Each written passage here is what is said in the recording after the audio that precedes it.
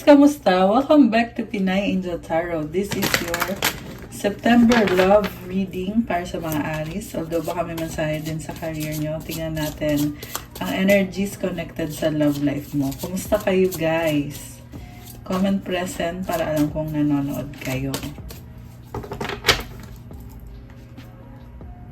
So in case na mag-resonate at kung kailangan nyo ng gabay, you can book a private reading. Message lang kayo sa Viber or sa WhatsApp para mas mabilis. Nasa description box po yung contact details. Tingnan nyo na lang po dyan. So, ready ko lang yung mga cards nyo.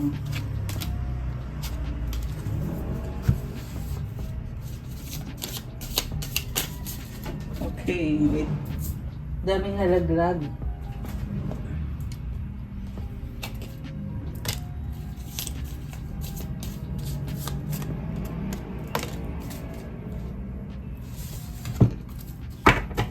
Kuha ko muna kayo ng mga unang mensahe. So, meron kang moonset releasing. May isang cycle na hindi na nakakabuti para sa'yo. Kailangan ng alisin sa sistema mo. Medyo intense yung situation na to. Kaya, I feel like ang sinasabi dito is you have to let go of some things so that you can call back your power. Ayan. Mamaya tingnan natin sa book anong meaning nito. And then meron kang sexual union. Honor the place in one another where you are one eternal soul, for there you will find true bliss. So, malakas ang attraction sa inyo ng person na to.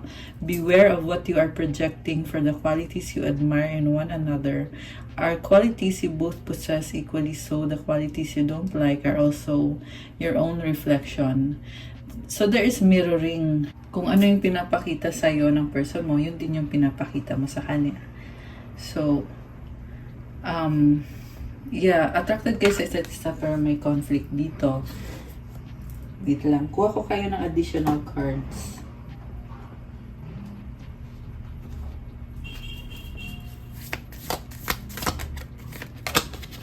Yin-yang. Like the yin-yang symbol. Twin flames contain an aspect of each other's character within themselves. So, umulit lang yung mensahe. May mga ugali na pareho kayo. At kailangan baguhin. Kasi, nagiging toxic na para sa inyo pareho. Posibleng twin flame mo yung taong yan. Kasi, lumabas ulit dito twin flames. Yung iba naman soulmate, not necessarily twin flame. Think of a special moment that brought you so much joy with your partner. So, yun na nga, nabibigatan kayo pareho. Pero, may mga moments kayo na sobrang special para sa inyo. You need to have trust in a relationship in order for it to flourish. May trust issue na dito. Heart, you begin to feel your heart beat faster when you are close. Okay? So, merong wedding, matinding pagmamahalan dito, pero may trust issue. So, ang energy ng person mo ngayon, 8 of Wands overall energy, communication or travel. Possible din na marami nang nangyari dito, kaya ngayon pinag-aaralan nyo kung dapat pa bang pagpatuloy yan. Pakiramdam nyo ngayon, walang direksyon, walang pupuntahan kung anong meron sa inyo. So, yung person mo ngayon, Queen of Swords, the Fool, 3 of Swords, Black Numen, and the 7 of Cups. Oh my gosh. Ayaw na niya. Nakipaghiwalay na ata sa'yo tong taong to. Kasi, right. Either siya yung nakipaghiwalay or ikaw, may lumabas na third party energy. Parang, feeling niya naging tanga siya. Nagtiwala kasi siya sa'yo. And, ito, merong cheating, Someone is stabbed in the back. And someone has a lot of options. Ngayon, nalilito na tong person mo kung may nakita ko sa kanya na marami siyang options. Nalilito siya kung saan ba siya pupunta, sino bang pipiliin niya. So, possible nga na siya yung nagkaroon ng third party. Lumabas din dito guys na dahil sa sobrang sakit na pinagdadaanan niya, gusto na din niyang i-end yung sa third party. Pero at the same time, pinag-aaralan niya ng mabuti, tinitingnan niya lahat ng mga options niya. Okay. Ikaw naman, the Chariot, Nine of Pentacles, the Hermit, Queen of Pentacles, the Lovers. So, single ka dito. Tinalikuran mo siya, iniwanan mo siya, mas gusto mo mag-isa na lang, mas gusto mo mag-focus sa sarili mo at sa trabaho mo kasi may success. The Lovers is parang choosing yourself, naging vulnerable ka kasi sa kanya. May other option ka dati, pero siya yung pinili mo. Pero ngayon nakita mo dito na okay. So, pwede guys na both ways, both parties ay merong third party. Kasi, nakita ko sa kanya, ayun, tatalikuran niya yung third party niya. Tapos, ikaw naman, dati meron kang person na tinalikuran mo para sa kanya. Pero ngayon, tinalikuran mo na din siya at pinili mo ngayon na mag-isa ka na lang at focus na lang sa sarili mo. Okay. So, ang daming party. Ang nakikita ko sa'yo ngayon, meron kang Chariot energy. Paglalaban mo talaga yung sarili mong happiness kasi alam mong kaya mo ang sarili mo. You are trying to have a healthy life. Kiniklear mo yung sarili mo eh. Kaya din ganina lumabas yung releasing. Ibig sabihin, ayaw mo na talaga ng mga unhealthy. Ayaw mo na ng unhealthy relationship or connection. Which is, nakita natin dito sa person mo, sobrang unhealthy, sobrang bigat. Pero guys, nakita ko sa kanya, nagigilty siya, nakokonsensya sa mga nangyari, nasasaktan siya ng sobra. Natuto din to. Parang naturuan mo siya ng leksyon, Aries. Kasi si Aries, walang pinanghihinayangan. Kung kailangan mong talikuran yung taong yan, gagawin mo. Hindi ka magdadalawang isip. Hindi ka magdadalawang isip na talikuran yung taong yan. So, nakakatuwa actually yung energy mo ngayon, Aries. Kasi, pinili mo talagang maging pure. So, andito kasi yung Lovers sa side mo. This is about purity and choice na pinili mong mag-isa. So, hindi ko na ilalapit yung card kasi walang suot yung nasa picture natin. Bawal kasi sa YouTube. And then, Hermit, maingat ka din at madetalye. Talagang pinag-aaralan mo kung ano bang nangyari, ano bang dapat. Nagkakaroon ka ng growth sa sarili mo, pati sa finances at sa career. So, congratulations. The more na sinaktan ka ng taong yan, the more ka na nagiging successful. I love it. Talagang pabor sa'yo si universe, Aries. Yin Mon, accept help. Okay. Lumabas kasi itong card na to na ganun ko siya. So, kinuha ko na rin. So, medyo down ka. Down ka, pero lumabas kasi dito, palaban ka eh. Yung lungkot na yan, andyan lang yan. Hindi mo kailangan na mag-dwell sa lungkot na nararamdaman mo. Naging special tong taong to sa'yo. At ang tindi ng attraction sa inyo. Pero ngayon, nakita mo na kasi na hindi to mapagkakatiwalaan. Kaya nagkaroon ka ng dahilan para tuluyan na siyang talikuran, mag-focus sa sarili mo. At I feel na sunod-sunod na yung daloy ng blessings para sa'yo, Aries. Sobrang ganda ng unang card mo eh, Chariot. Oh. Ayan. Ikaw yan, calling yan ng soul mo sa'yo. So yung next cards natin ay ang ganda rin. White Numen, the Moon, and Five of Pentacles. Lumabas ulit dito yung lungkot na pinagdadaanan mo. Pero kakasabi ko nga lang, wala kang pinanghihinayangan. Oo, nasaktan ka niya, pero aalis at aalis ka. Alam mo yung worth mo, yung value mo, kung anong deserve mo, kung ano yung dapat mapunta sa'yo. Ang nakakaloka lang dito guys, kasi kung kailan ka naging determinadong umalis, itong person mo naman nakakaramdam ng matinding pain, karma. So, Ace of Swords, ayun, you cut off the communication. Two of Pentacles. So, binabalanse mo eh. Nakita ko sa'yo na focus mo sarili mo. Pero at the same time, willing ka pa rin tingnan ang possibilities, yung mga possibilities with that person. Ayun, parang binabalanse mo lang. Six of Pentacles. Okay? Two of Swords. So, you trying to open your mind. Kasi, mukhang may gusto pa sa'yo yan. At alam mo yon. Okay. Ano bang gusto nitong person na to? Tingnan natin. Ano gusto nitong person na to? Baka may kadil kang air sign, Gemini, Libra, Aquarius. Water sign, Cancer, Pisces, Scorpio. Lalo na yung Pisces. Although this can be any sign. Parang kinarma yung person na to eh. The Sun, the Ten of Swords, Knight of Swords, and then Nine of Swords. Sobrang down siya ngayon. Grabe yung sakit na pinagdadaanan niya. Pero yung sakit na din yon, yung tumutulak sa kanya para ayusin yung sarili niya. Na-realize niya eh na sobrang mali yung mga ginawa niya sa'yo. So, kita mo puro swords yan. Ayan. Dito ko masasabi na talagang nag-backfire yung panlulokong ginawa sa'yo. King of Wands. Nakita ko ngayon na lalaban pa rin to. Attracted pa rin sa'yo. King of Wands. Kahit anong mangyari, babalik at babalik to. Okay. The Sun is also about leadership and new beginning. Page of Cups, Knight of Cups. May nakita akong mensahe, pero nahihiya na siya.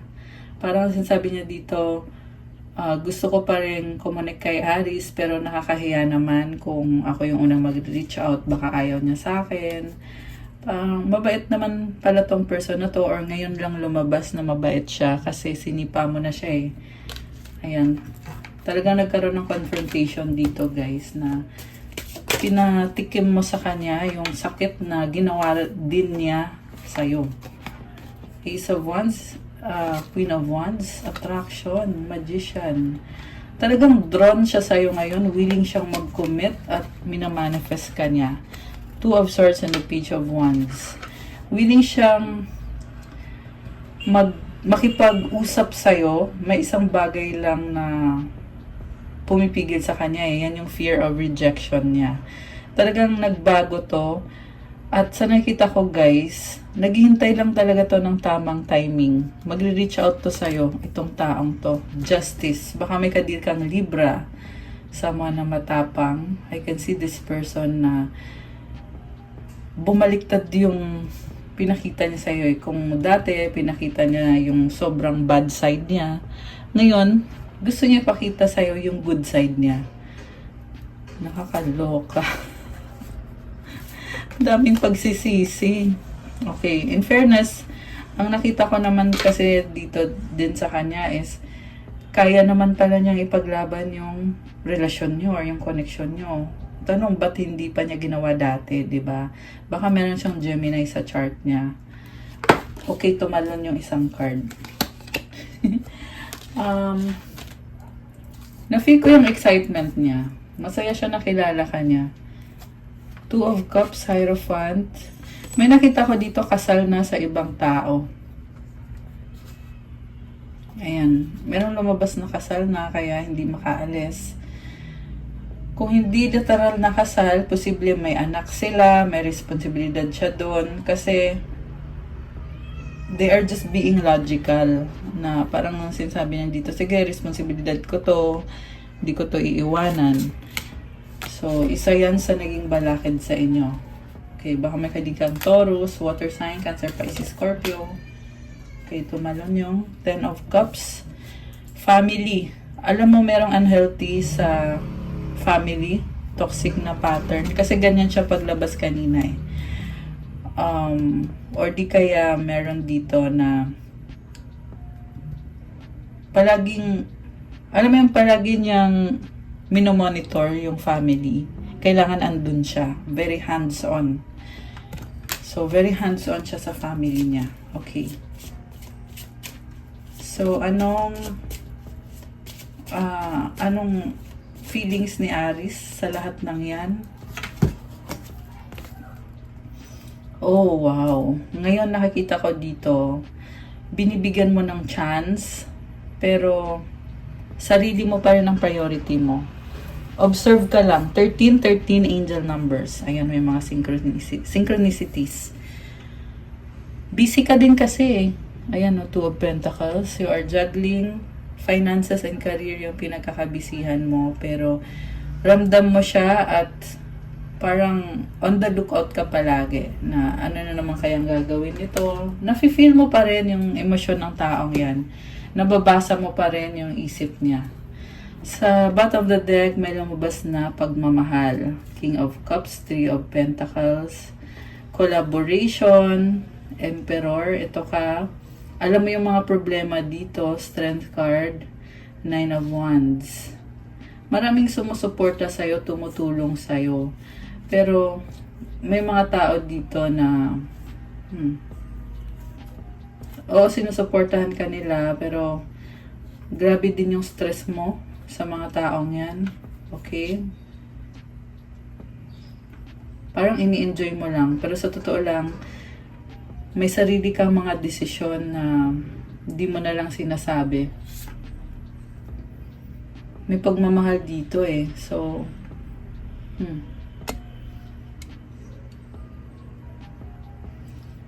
kino-consider mo pa rin talaga kasi iniisip mo na kung desidido siya sa'yo, kailangan patunayan niya.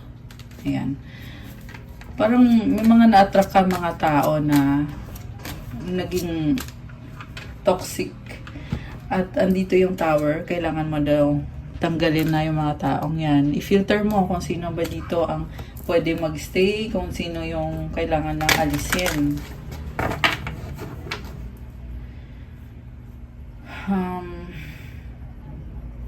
So, yung sa third party, lumabas din kasi dito eh, na parang binablock mo yung third party.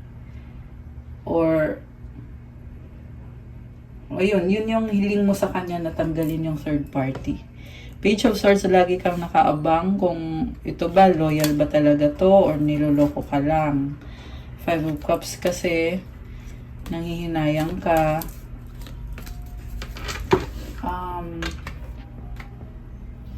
May mga disagreement kayo dito, kaya lumabas yung tungkol sa pera. Merong energy ng babae or feminine energy. The Empress. Baka may kadikang Libra or Taurus. Connected sa work. Ayan. So, may mga changes na kailangan mangyari dito na nagpapastress sa inyo. Disagreements, missed opportunity.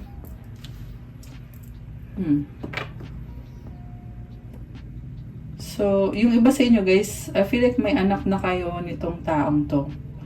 Or kung hindi man literal na anak, magka-business partner kayo. Kasi nakita ko pa rin yung connection nyo sa isa't isa. Ayan, Page of Pentacles. So, parang gusto nyo magsimula ulit, pero toxic dito yung third party na tinatago ng taong yan. Ngayon, nakikita mo sa person mo na ang hirap kausapin. Knight of Wands. Eight of Swords. Oh my gosh. So, pinapakiramdaman mo yung taong yan eh. Kasi alam mo pa rin talaga na may other person na siguro sumusulsul sa kanya. Wala kang magagawa sa sitwasyon. Naghihintay ka na lang kung ano yung nararapat para sa'yo. Okay, may lumabas din dito guys na kayo, meron din kayong third party na pinipigilan ka niya sa progress mo eh. Na instead na maging maayos yung buhay mo, yung third party na kadil mo, or yung person mo pala, which is third party yan sa situation nyo, siya yung nagiging dahilan kung bakit kung bakit hindi mo ma-workout yung dito sa main person. Oh, new beginning.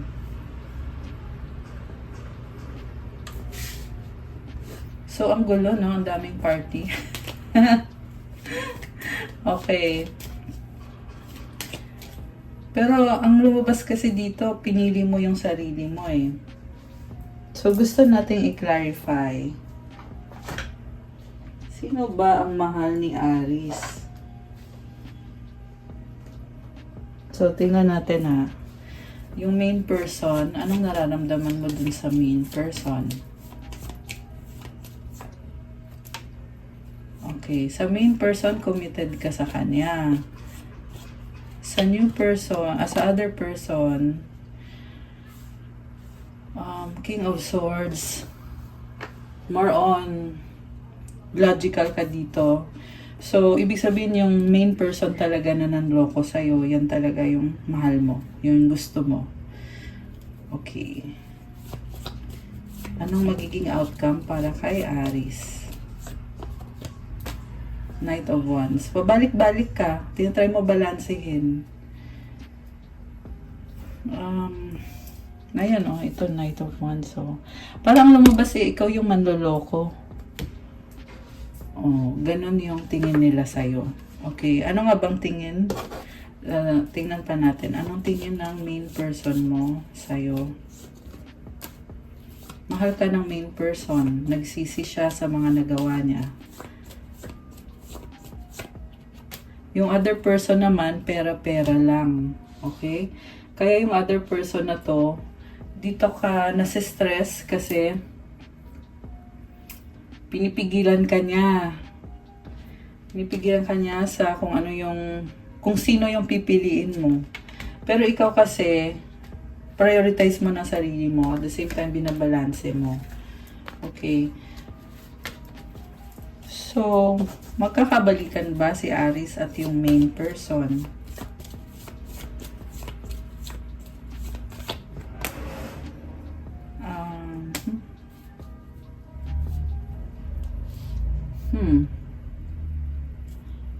Ang lumabas kasi King of Pentacles eh. So, sa nakita ko, gusto mo andyan siya.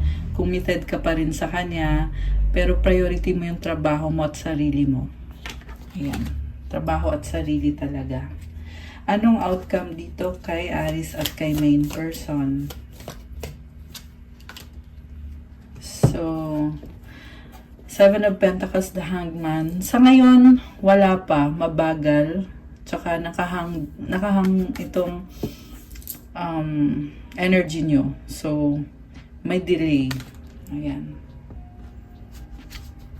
Six of Cups. May memories. Malambot ang puso mo sa kanya eh. So, hindi mo to malilet go ng basta-basta kahit na sabihin na natin na nakita mo na yung maling ginawa sa'yo. Pero, kung susuyuin ka niya at papakita niya sa'yo na nagbago na siya, nakikita ko na bibigyan mo pa rin ng chance to. Death. Ito na nga, may nagbago na sa kanya. Nagsisi kasi siya eh. Four of Wands, Ten of Wands, and the Seven of Wands. Pipilit pa rin niya itong commitment. Itong relationship na to. Ten of Pentacles. May napundar na kayong dalawa. May foundation na. Or baka bibigyan kanya ng pera. Babawi sa'yo. King of Pentacles, Four of Cups. Di mo maitanggi na nadismaya ka sa kanya. Kaya, matinding effort ang kailangan niyang gawin para makuha ulit ang loob mo. Ano bang mga gustong sabihin nitong person na to sa'yo? No one understands me but you. Ayan. Ikaw lang nakakaunawa sa kanya. I don't know who I am anymore. Dami niyang pinagdadaanan. Drugs and alcohol. Ayan, nalulong sa bisyo. I am better with my mind than my heart. Is it over? Ayan, so, it is all too much. Ayan, overwhelmed. Puno ng pagsisisi. I'm scared of rejection. Takot din siya na baka sipain mo siya. Which is, mukhang yan na nga yung nangyari eh. Dahil din naman sa mga ginawa niya. Ano pa ang mga mensahe niya para sa'yo?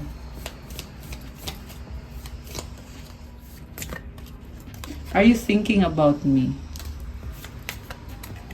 You light up my world. In love pa rin siya sa'yo, my beloved. In love pa rin sa'yo tong taong to. Tingnan natin sa libro, yung nakuha nating moon card na moon set releasing. Okay. Tingnan natin yung kahulugan.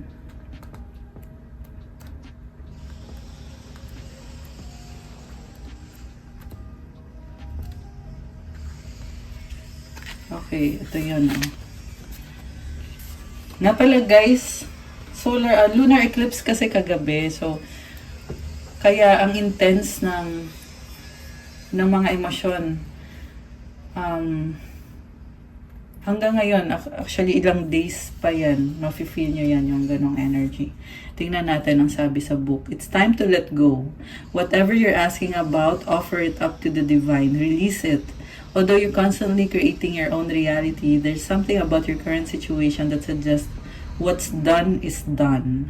You've played your part, release. When you release an issue to the universe or the divine, you allow space for whatever is for your own highest good to take its course. As much as you might think you know exactly what you want, drawing this card suggests you need to allow the universe to show you your next best step. Make the word acceptance your key word for the moment. Dance with what is. Trust that the universe has an amazing plan for you because it does. Sometimes we need to accept that situations have evolved even if we're not quite ready for them to do so. When this card comes up, there is a sense that the emotional seasons are changing, so move on. Sometimes you just have to let go and let God or Goddess. Additional meanings for this card: clinging on now won't help you. Trust your higher self is taking care of you. The Goddess is by your side. Tomorrow is another day. Declutter. Ayan, kailangan mo nang mag-declutter. Napakaganda ng message. I-screenshot nyo kung gusto nyong balikan. Kasi yung iba, hindi nyo agad nagigets or nakakalimutan nyo yung mensahe. Maganda din yung may screenshot kayo. Okay na? Ayan. So, okay guys. That's what I have for you, Aries, for your September kapalaran. Thank you for watching. I-like nyo itong video na to, comment kung nag-resonate ba or kung nagustuhan nyo ba. Pag maraming likes, views, and comments, saka ako gagawa ng bonus reading. In case na nag-resonate at kailangan nyo ng gabay, you can book a private reading. Message lang kayo sa Viber or sa WhatsApp para mas mabilis. Nasa description box po yung contact details. And syempre may bayad pag private reading kasi ikaw mismo yung i-reading. Pwede ka din magpa-reading kung iba yung sitwasyon mo or kung hindi ka man nag-resonate, okay lang din yon.